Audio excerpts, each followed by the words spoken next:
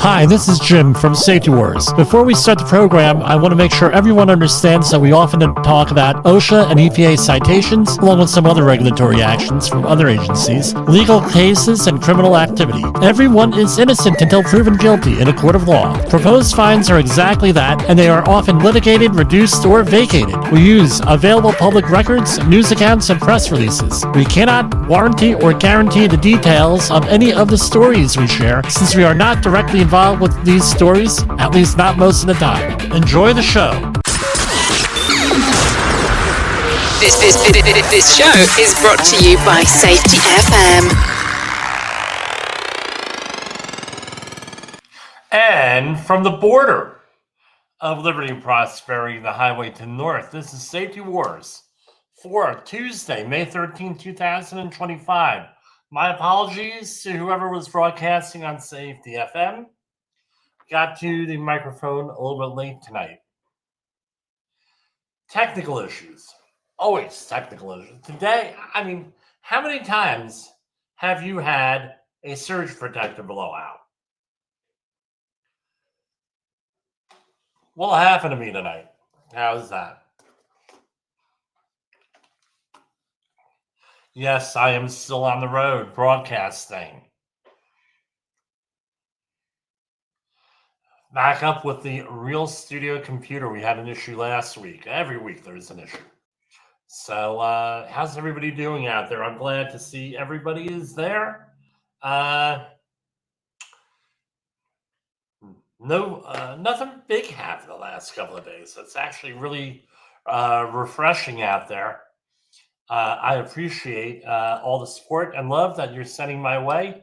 We're going to, a lot of project work out there. We're working like 10, 12-hour days. So yesterday, I got to work, and I was to one of the projects I'm on. I was like, I'm going to go in the car. I'm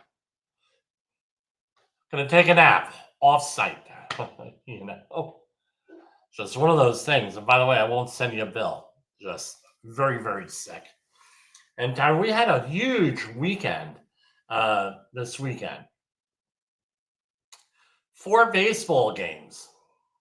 So my son James was one of the bat boys on Saturday for Rockland Boulders in beautiful Pomona, New York. Opening day, Thursday was opening day. Both my kids were going to be there, but got rained out. So now we had it on Saturday, doubleheader. Started at 7 because St. Thomas Aquinas College or University, I don't know which one, they rented out the stadium for graduation. So, I pull up and you can imagine this. And I'm like, wow, it's got to be sold out for opening day. That's good. You go there and they're all there for the college graduation. Like, then we had a good time though. Boulders lost both games. We had a good time. That's the important thing, right? Have fun. You're not spending a minute. We're not spending a mint at a minor league stadium because I get free tickets. My son is there, and me and my father-in-law got to hang out, enjoy the ball game. Anyway, that's a lot. Even though nothing bad happened, a lot of news going on out there. So, being that we came on late, I am probably going to be moving into hour 2 here. Where we talk about political discussion, where hour 1 is normally safety, then we talk about politics. Hour 2, and for that we go on to Rumble for that, and also we release that as a podcast. Reason being is, and this happened to a couple of friends of the program, where they had posted stuff 10 years ago on politics. And someone gets them for terms of service violation, they end up losing their platform.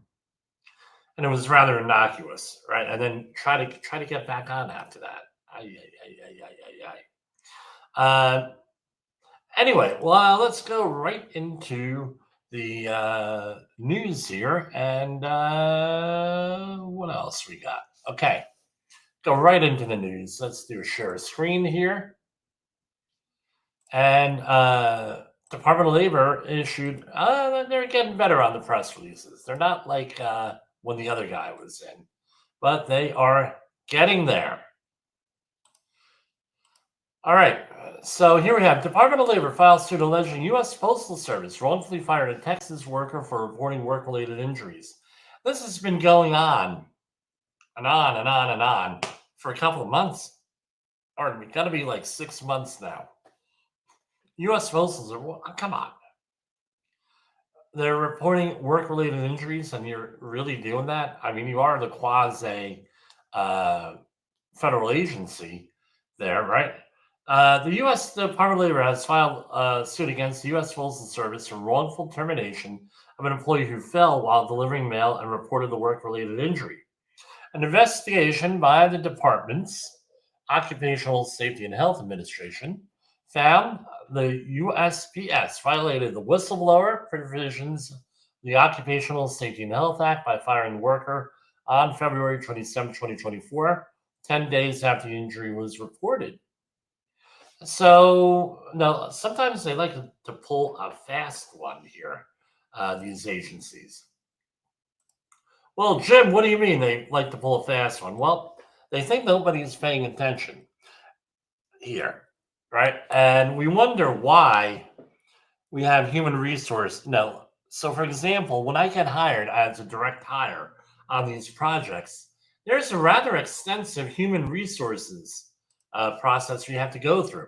Sort of like I had a conversation with somebody that said, Jim, how do you like all that onboarding stuff? And I said, well, it's like this. Have you ever watched Seinfeld? And the guy's like, oh, yeah, we like it. I said, and now there's a couple of episodes where George Costanza does some really bad stuff. And he's like, was that really wrong for me to do that? Really? I didn't know that. And that's sort of like how this is here, right?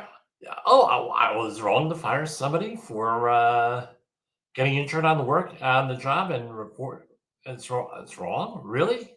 This is why you and well, no, the conversation went this way with us, where you have people out there that don't know right from wrong. And in this case, this is a violation of federal law and a regulation. Good chance the manager, unless they have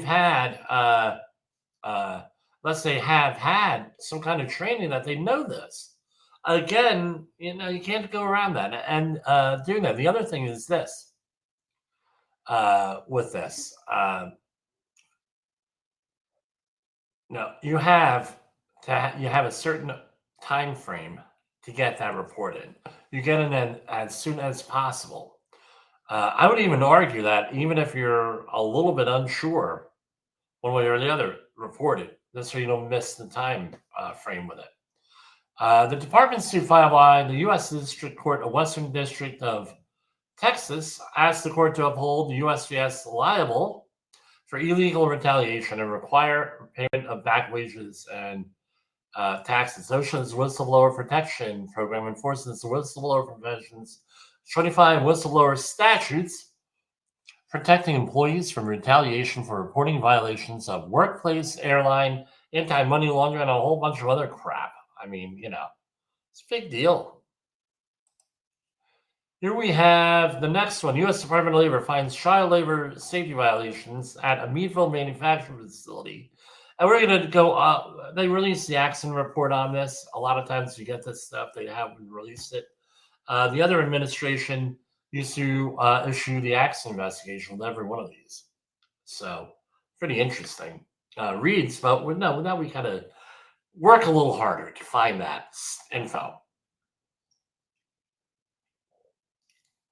A company paid, and again, not our policy to name companies here, multiple U.S. Department of Labor investigations into a minor age worker's fingertip amputation in May 2024 found a Meadville manufacturing company violated federal law and exposed employees to a half a dozen serious workplace safety violations. The department's Wage and Hour Division and OSHA investigated the metal components manufacturer and determined a 16-year-old suffered thumb tip amputation while operating a metal forming machine. Child labor laws are established to protect minors from workplace dangers. Employers have a legal responsibility to ensure the safety and well-being of young workers. So, Wage and Hour Division Assistant Director Catherine Glencoe in Charleston, West Virginia. So, hold on one second here. Uh, so minors that's younger than 18 are restricted from certain activities. Well, what do you mean, Jim? They're restricted from certain activities. A lot of things that they're not allowed to do are now the common one is, they're not allowed to use meat slicers. Okay, but in a lot of states, not allowed to do construction younger than 18. Not allowed to work from height younger than 18. A machine like this in a lot of places not allowed to operate on that, right?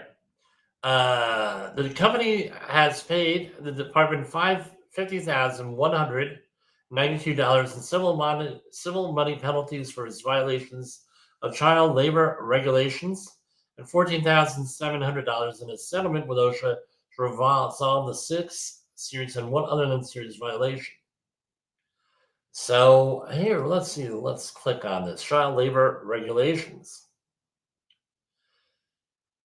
And okay, the Hazardous Occupation FL Fair Labor Standards Act. And by the way, I think it should be a bill was just passed in Congress that a lot of tax cuts in the lower House of Representatives.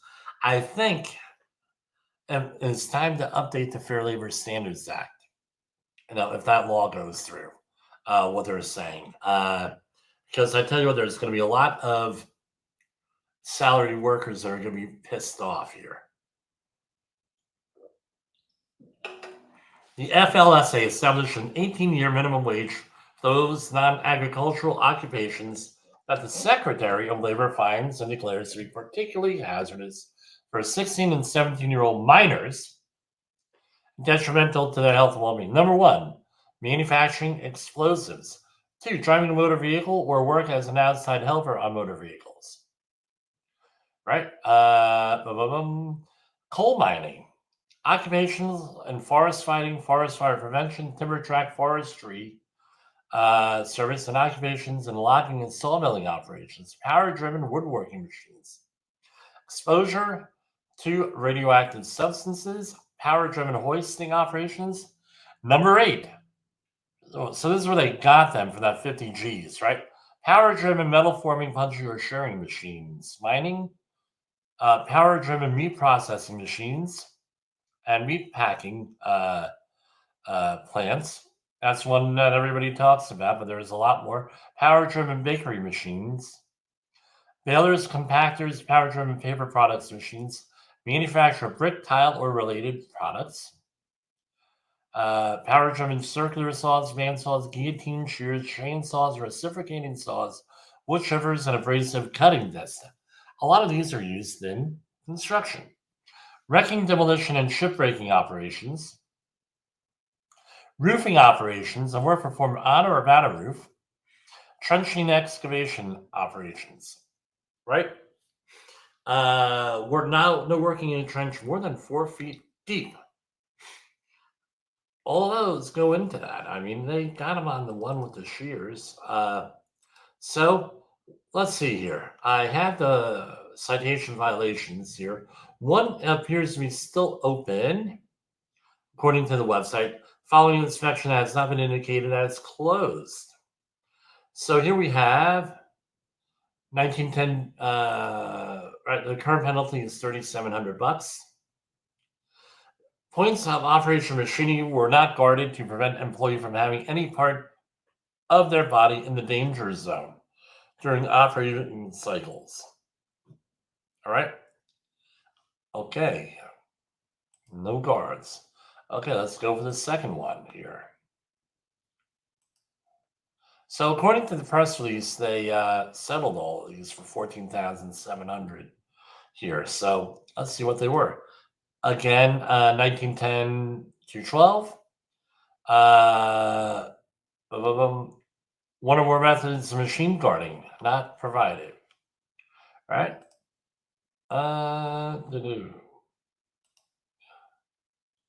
Next one, 1910-178, forklifts.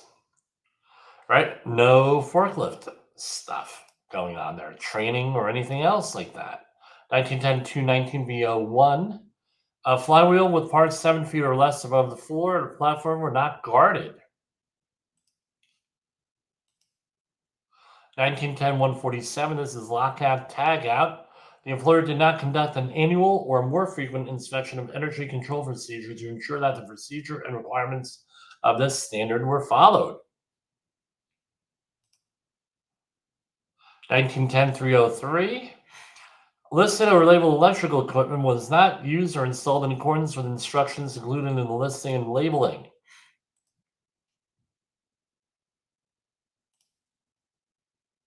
1005 here, 1910-303 again. Listed or labeled electrical equipment was not used or installed in accordance with instructions included in the listing.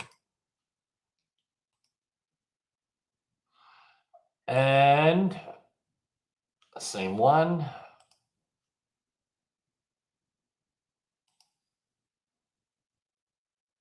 And powered industrial trucks were found to be needing repair or defective. Right, in this case, the seat cushion. All right. So let's go to our first commercial break here. From the front lines of the safety war, it's Safety Wars, with your host, Jim Posel on Safety FM. Get ready to face the harsh reality. In the professional safety community, communication and planning are just a few keys to your program's success. The question many practitioners have is, where do I start? Dr. Jay Allen, the creator of the Safety FM platform and host of the Rated R Safety Show, has built a global foundation to help you along the way. Go to safetyfm.com and listen to some of the industry's best and most involved professionals, including Blaine Hoffman with the Safety Pro, Sam Goodman with the Hop Nerd, Sheldon Primus with the Safety Consultant, Jim Posel with Safety Wars, Emily Elrod with Unapologetically Bold, and many others. As individuals, we can do great things, but as a team, we become amazing. Dial into safetyfm.com today and surround yourself with a powerful force of knowledge and support.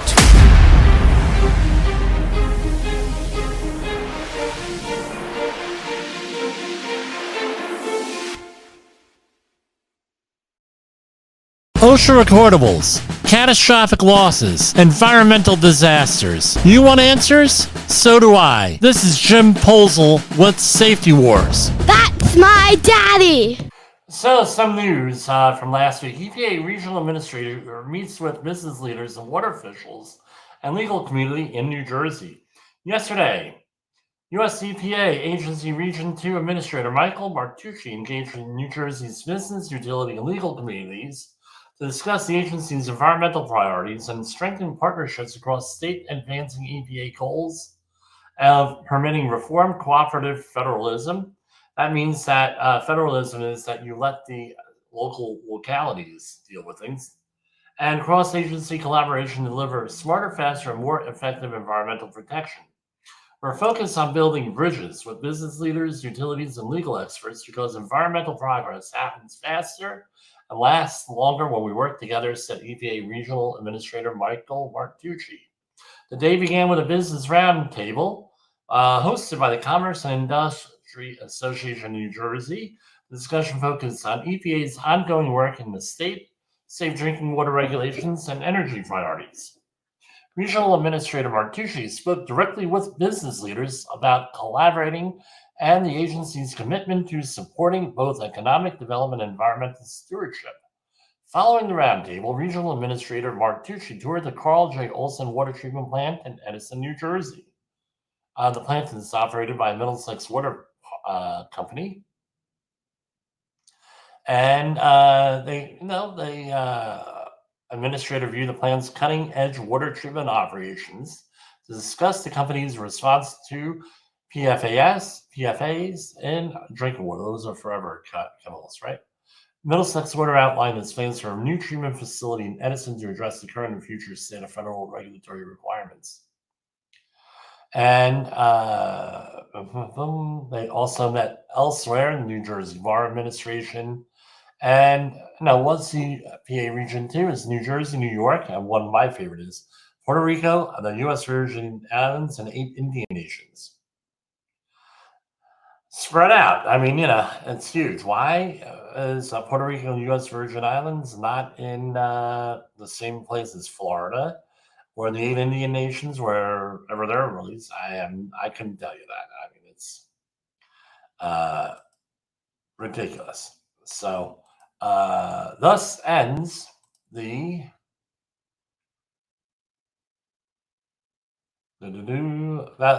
government website portion of this, so I can't share any of this. Well, I can, but I'll get into trouble here, right? Copyright stuff. Some of the other news out there. Wisconsin judge indicted on charges that she helped immigrant evade agents. The Wisconsin judge arrested last month and accused of helping an undocumented immigrant evade federal agents was indicted by the federal grand jury on Tuesday on charges of concealing a person from arrest and obstruction of proceedings. The indictment of the judge, Hannah C. Dugan of Milwaukee County Circuit Court, was a routine but significant step in the Justice Department's case against her. The Trump administration has defended the prosecution as a warning. It goes on, when you read the alleged story here, I'm not going to go into the alleged story. It's pretty messed up that a judge would do stuff like this. So basically, the guy was there for something else, and this just came across. Menendez brothers resentenced. But anyway, was there on another unrelated case on a case, right? And the ICE came to arrest him in court because this is like the safest way to do it. Because, in court, you're probably going to have to go through a metal detector. You have the people in court that are already embedded, the sheriffs, depending on what jurisdiction you're in, but it's the sheriffs in a lot of court or court officers. So what ended up, she allegedly let him go out a secret entrance/exit, and it was was there, helped him out. Several federal officials from different agencies had gathered in the hallway outside Judge Dugan's courtroom, allegedly, and had planned to arrest Mr. Flores-Ruz, who said he was in the country illegally after his court appearance. Federal agents had told courthouse security officer and the judge's courtroom deputy about their plans, according to an FBI charging document. So let's see what that is.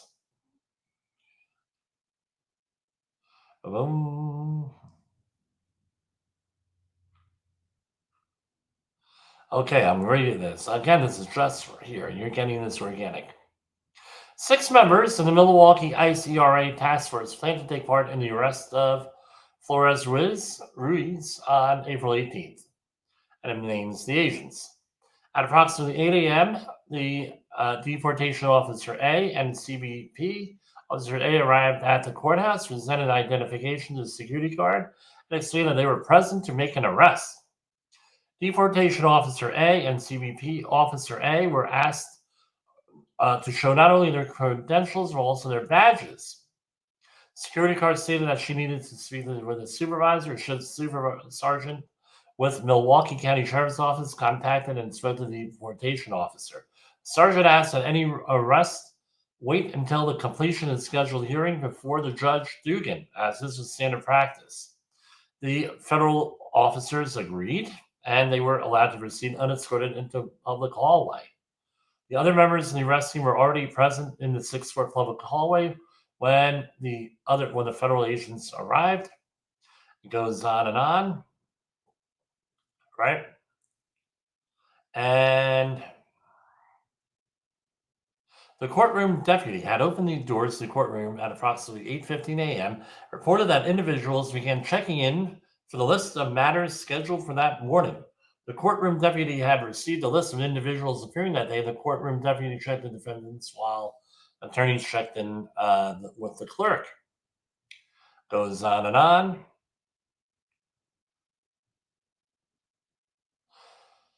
Arrest team members reported that while waiting outside the courtroom, a woman approached and took photos of arrest team members. DEA agent B, who was inconspicuously seated away from the group, was not photographed. The individual taking photographs of the agents has been identified by multiple witnesses as an attorney employed by the state of Wisconsin Public Defender's Office, Attorney A. And we're going on.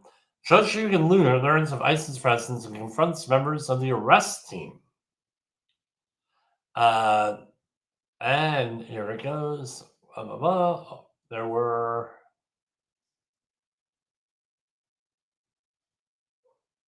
witnesses uniformly reported that Judge Dugan was visibly upset and had confrontational, angry demeanor. Judge Dugan, and this is all alleged, by the way, addressed the deportation officer A and asked if deportation officer A was present for a court appearance. When the deportation officer A responded no, Judge Dugan stated that deportation A would need to leave the courthouse. Deportation officer A stated the deportation officer A was there to effectuate an arrest. Judge Dugan asked if the deportation A had a judicial warrant, and deportation officer, no, I have an administrative warrant. Judge Dugan stated that needed a deportation warrant. A judge told Dugan that deportation officer A, going on and on. The judge ordered them out of the courthouse. Judge A then escorted members of the arrest team away from the courtroom down the hall, and again, a agent stayed behind in the courtroom, right? Remained by the courtroom, did not know who he was, right? Like an undercover dude. The courtroom deputies reported observing a portion, and it goes on and on. This is what the news doesn't go into, right? The mainstream news. I'm telling you to go and look this up.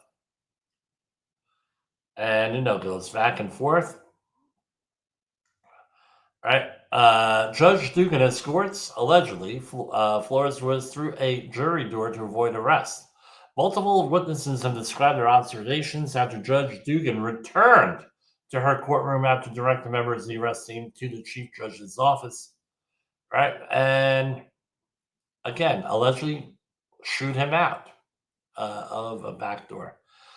I don't know, a little bit disconcerting that a judge would be accused of doing this. I'm sorry.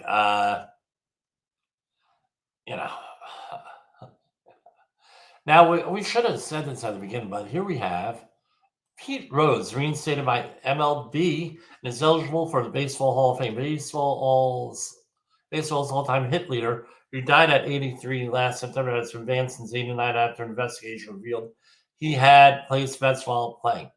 Pete Rose has officially been taken off the MLB's permanent ineligible list. The league announced on Tuesday, baseball's all-time hits leader was banned in 1989 after an investigation revealed the longtime Cincinnati Red Sox had placed bet. Now, I'm going to say this. All right. So last year, 2024, August, I had an opportunity to visit the Baseball Hall of Fame up in Cooperstown, New York, by someone's playing at the All-Star Village. Pretty nice facility, I'll say that much. Anyway, a really nice facility. But basically, all those tournaments are up there all summer. I think it's 8 weeks or 9 weeks or 7 weeks in tournaments there. And they have a beautiful facility there. And we missed her by a week. who's the boss, right? Alyssa Milano. She was there the week before. Anyway, her son was there. Anyway, we talked about her on this podcast because she got bad press for advertising for like shipping in to get her team there. But anyway, I digress. For her son's team, cost like $37,000 last year, 38 grand to send a team there. Lots of fundraising, and she was fundraising, and they said, well, she should have just paid for the bill. No, she shouldn't have, right? But anyway, we go to Cooperstown. And they said, well, Pete Rose is not in Cooperstown. Well, Cooperstown is like 3 floors, and they have like the hall where they have everybody's names and plaques and everything else up there. He's not in that room with all of the plaques, but he is on display, and they did have a nice display, and I took a photo of it here. I don't have it available right now, but I did take a photo. There is a photo of him on the here it is. Oh, there is a photo of him, and let's see if I could share this. Here it is. In Cooperstown, there is here you go.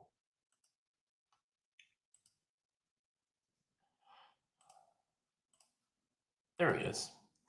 That's him. I mean, that's his photo. He isn't in the Baseball Hall of Fame. However, he's not in that hall, right, of the Hall of Fame, right? And here we got some other photos here. But anyway, they had, here it is. So there's a whole room with plaques here, right? So here's Michael Piazza, one of my son's favorite all-time players here. And there they have, I don't know how many plaques, but Pete Rose is not in there. But to say he's not in the Hall of Fame is another one because that's him. That's the display. I knew that photo would come in handy someday, right? So again, I don't like inaccurate information, and that's inaccurate. It's like, and he is in there. He's just not in the hall where there are plaques. With that, okay. Here we have assisted dying bill moves forward in New York. Dozens of advocates have spent years in the Capitol is always pushing for terminally ill New Yorkers to legally end their own lives. Physicians' aid are finally seeing hope.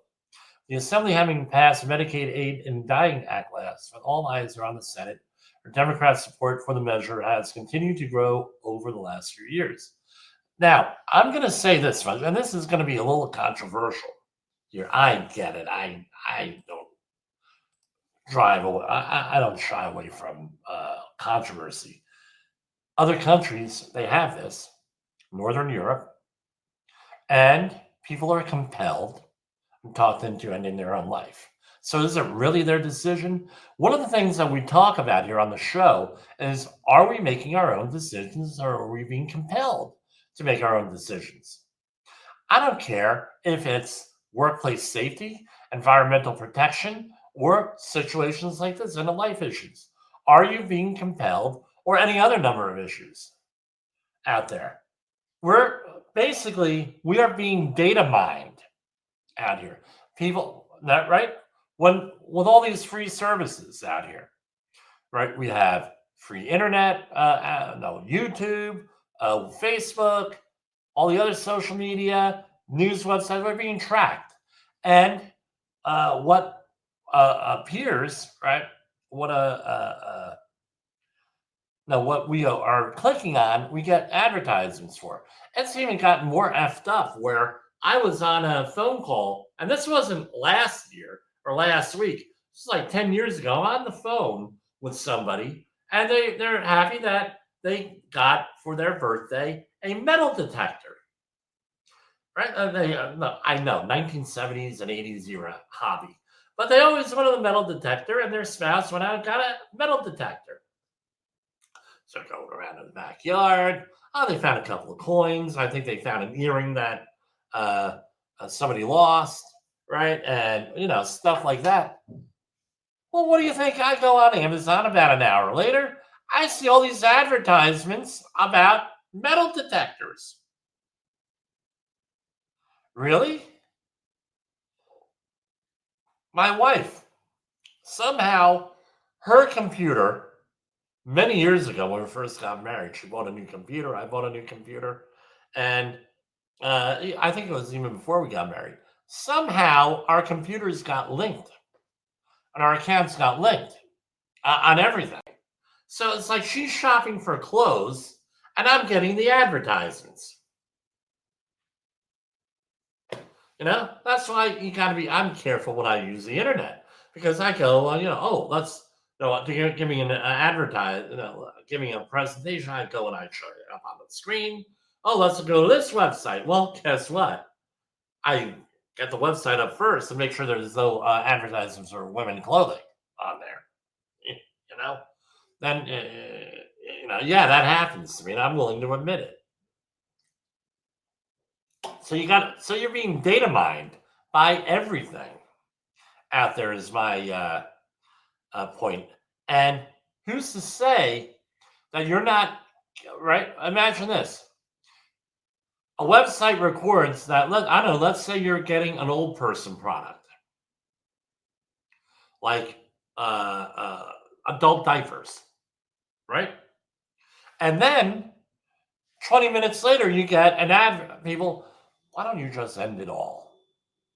I hate to tell friends, no, but they'll dress it up. Stop being a burden to your family. Stop. No, you cannot endure that pain. And you get people who are often depressed because hey, they're terminally ill, they're depressed. Whatever. Now, we're going to have. Why don't you just stop the suffering? You want people like that? How about people who are not terminally ill? There's one case recently where a woman in, I believe it was the UK, had depression, had a chronic mental illness that she can resolve. So she was around late 20s, I think 27, 28. Oh, well, I want to assisted suicide because I'll never get better and I can't deal with these things. Oh, really? A 27-year-old now? What else? You had the governor of Virginia years ago with his controversy on what he said was with a live an abortion that went wrong that was live. Well, we're just going to let the baby die, and he said that on camera. I'm not bullshitting you. So, what's my point here? Are we actually the beliefs that we have? Are they actually our thoughts and our beliefs? Or are we being data mined and manipulated? Happens in your workplace. Oh yeah, happens in the workplace all the time. Don't worry about that. Don't worry about that seatbelt in the room front end loader. Don't worry. Don't worry about that. Come on. You got to do cost benefit analysis and risk. That's likely never going to happen. Well, I've seen it happen. Well, yeah, but I've never seen it happen. So it's can't no. So if it doesn't apply to me, then I'm not. Oh, you hear this? Come on. We're safety professionals. We heard this stuff. Right?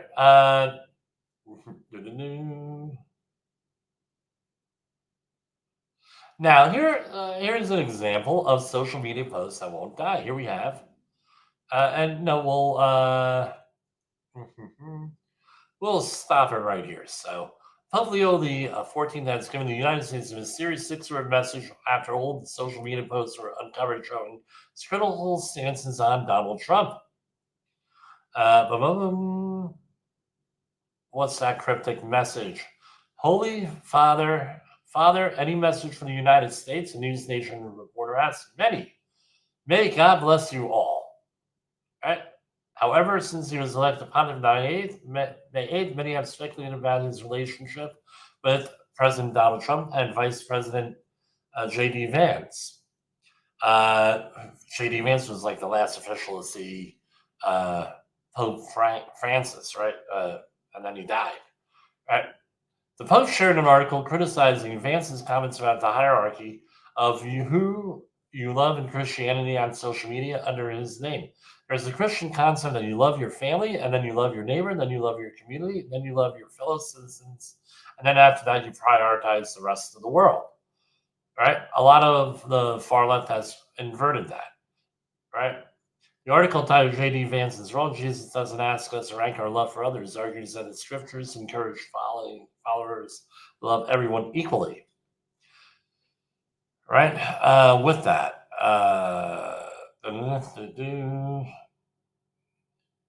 again, so I don't know what the cryptic message is here, but anyway, they, no, I don't know. Supposed to love God first, then love your neighbor as yourself. We know that.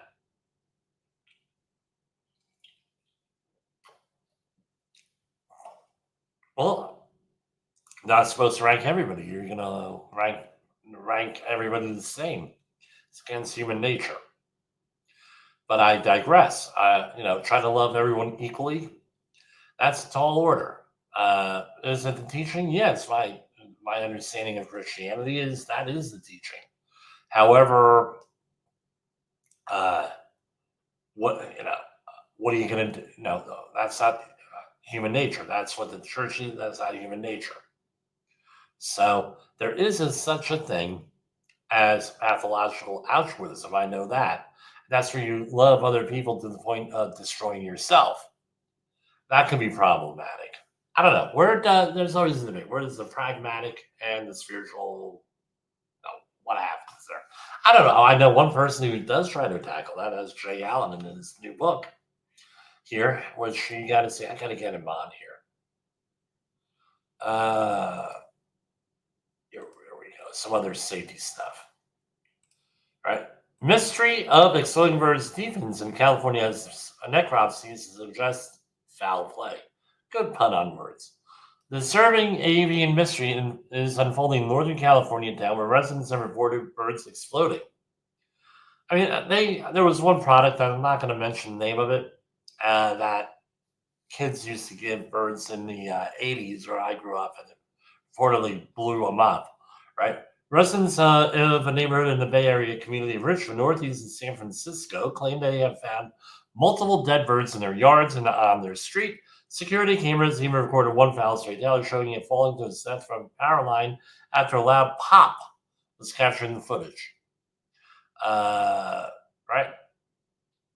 The California Department of Fish and Wildlife's Wildlife Health Lab confirmed to ABC News it had received 2 dead birds, a mourning dove and a European starling, that injuries were consistent with trauma from a pellet gun, BB gun, or a slingshot, not electrocution. But they could not determine what the thing was. It was just that they quickly explode violently.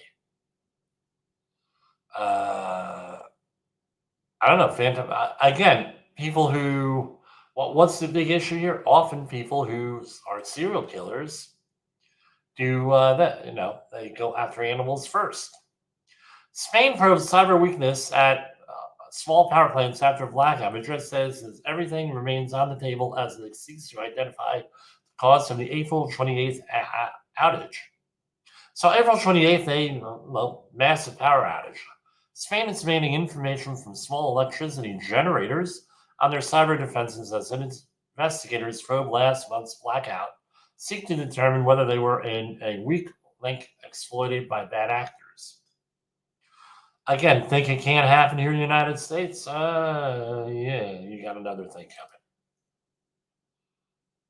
Okay, some medicine. I cannot pronounce this word. Psilocybin, I've heard people say. Use has surged in the United States in 2019. Use of psilocybin, the active compound in so-called magic mushrooms, has increased significantly in the U.S. since 2019, according to a new study published in the Annals of Internal Medicine. Drawing on data from 5 national sources, researchers found sharp increases in both lifetime and recent use, especially among young adults with symptoms of anxiety, depression, and chronic pain. It's a naturally occurring hallucinogen found in certain species of mushrooms.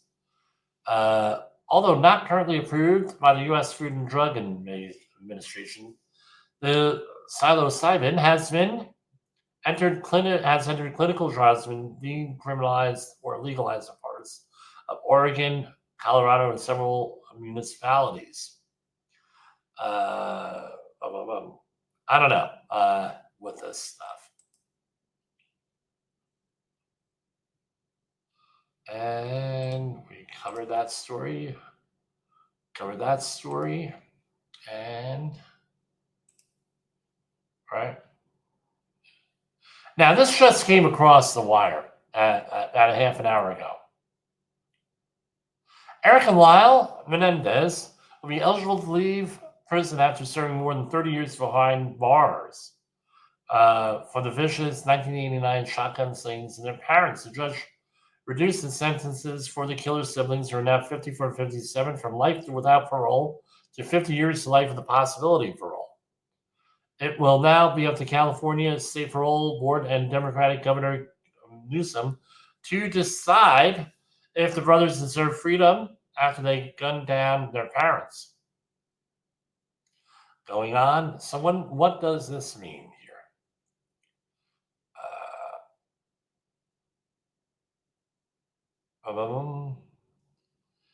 Okay, so how many years have they spent in there? So it's got to be 35 years, so 50 years.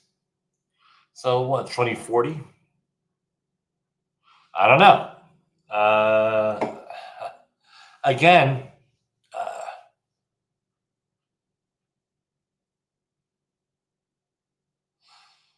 from life without for 50 years to life with the possibility of parole. I don't know. I don't know. What do you do after all those years in prison? Don't know. Anyway, that's all I have for tonight. And we're going to go to our political stuff in hour 2 of Safety Wars.